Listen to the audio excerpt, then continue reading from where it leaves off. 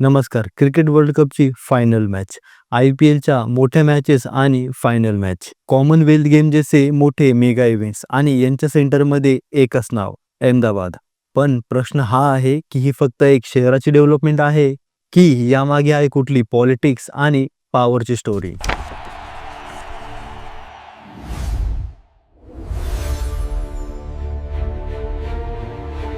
हे जाणून घेऊया आजच्या या व्हिडिओमध्ये. सर्वप्रथम अहमदाबाद शहराबद्दल थोडंसं जाणून घेऊया. अहमदाबाद शहराची स्थापना सन 1411 मध्ये सुलतान अहमद शाहने केली होती आणि मूलतः या शहराला अशावल नावाने ओळखले जात होते. महात्मा गांधीचे प्रसिद्ध साबरमती आश्रम हे देखील इथेच आहे, साबरमती नदीच्या काठी, जे देशाच्या स्वातंत्र्य लढ्याचे मोठे केंद्रबिंदू होते. या शहरात कृष्णदेवास समर्पित खूप सारे मंदिरे आहेत आणि अहमदाबाद हे शहर त्याच्या चविष्ट पदार्थासाठी देखील प्रसिद्ध आहे, जसे की फरसाण, खंडवी, खाकरा आणि खमण.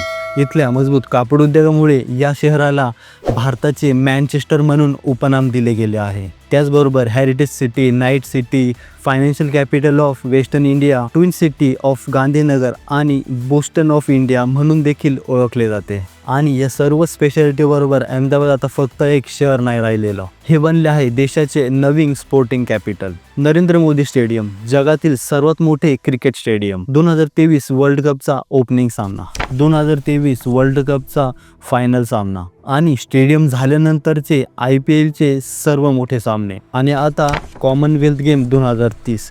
या सर्व इव्हेंट्सचा एक कॉमन फॅक्टर अहमदाबाद.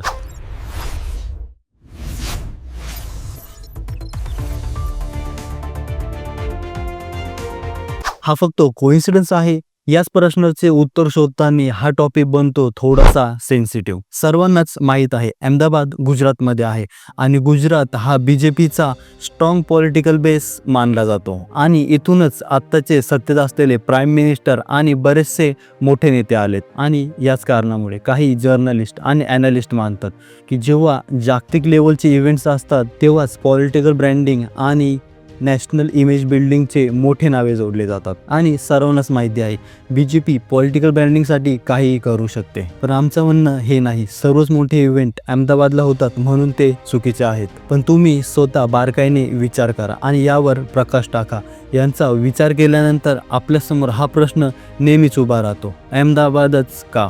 आपल्या देशात मुंबईमध्ये वानखेडे स्टेडियम आहे, कोलकातामध्ये ईडन गार्डन आहे, चेन्नईमध्ये चेपॉक स्टेडियम आहे. इथे सुद्धा इतिहास, क्राऊड, कल्चर, एक्सपिरियन्स सर्व काही असताना सर्व मोठे मॅचेस, इव्हेंट्स अहमदाबादलाच का? काही लोक बोलतात इन्फ्रास्ट्रक्चर नवीन आणि मॉडर्न आहे म्हणून, तर काही लोक बोलतात पॉलिटिकल विजिबिलिटी आणि इमेज बिल्डिंगचा जास्त मोठा फॅक्टर आहे म्हणून. पण खरे कारण या दोघांपैकीच कुठले तरी एक आहे. आणि जर तुम्ही म्हणाल अहमदाबादच का, तर त्याचं एक उत्तर आहे अहमदाबादचे नरेंद्र मोदी स्टेडियम. हे जगातील सर्वात मोठे स्टेडियम आहे कारण याची पब्लिक ऑडियन्स कॅपॅसिटी जवळपास 1,32,000 इतकी आहे.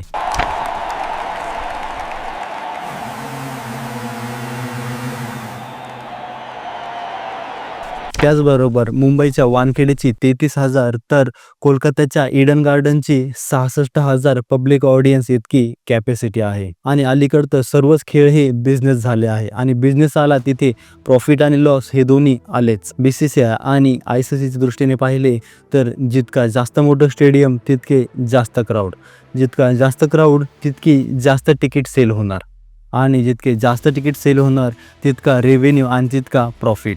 आणि याच बिझनेस ट्रिकसोबत आपल्याला पॉलिटिकल अँगलला सुद्धा नजरअंदाज करता येणार नाही. काही क्रिटिक्स आणि विपक्षाच्या मते हा फेवरेटिझमचा मामला आहे. लक्षात ठेवा, BCCIचा सेक्रेटरी जय शाह हा स्वतः गुजरातचा असून तो देशाच्या होम मिनिस्टरचा मुलगा देखील आहे. स्वतः देशाचा प्राईम मिनिस्टर हे देखील गुजरातचा असून स्टेडियमचे नाव देखील स्वतःच्या नामकरणाने केले आहे. पण या सर्वांचा इम्पॅक्ट काय होणार आहे? जेव्हा असे मोठे इव्हेंट एकाच जागेत एकाच प्रदेशात होतात तेव्हा बाकी शहरातील, बाकी प्रदेशातील ॲथलीट्स काय शिकणार? बाकी इन्फ्रास्ट्रक्चर कसा ग्रो आणि डेव्हलप होणार? एका देशाचा स्पोर्ट कल्चर तेव्हा स्ट्रॉंग बनतो जेव्हा बाकी सर्व रिजनना समान हक्क मिळतो. हा व्हिडिओ पूर्ण पाहिल्यानंतर तुम्हाला काय वाटतं? हा खरोखर डेव्हलपमेंटचा मामला आहे की यामध्ये पॉलिटिक्स कुठे ना कुठे इन्व्हॉल्व आहे? तुमचे विचार तुम्ही आम्हाला कमेंटमध्ये जरूर कळवा. आणि स्पोर्टचा दर्जा हा पॉलिटिक्सपेक्षा नेहमी वर असायला हवा असे तुम्हाला वाटत असेल तर ह्या व्हिडिओला जास्तीत जास्त शेअर करा. खरे जाणून घेतले पाहिजे, प्रश्न देखील विचारले पाहिजे आणि त्याचबरोबर जागरूक देखील राहिले पाहिजे. भेटूयात पुढच्या व्हिडिओमध्ये. धन्यवाद.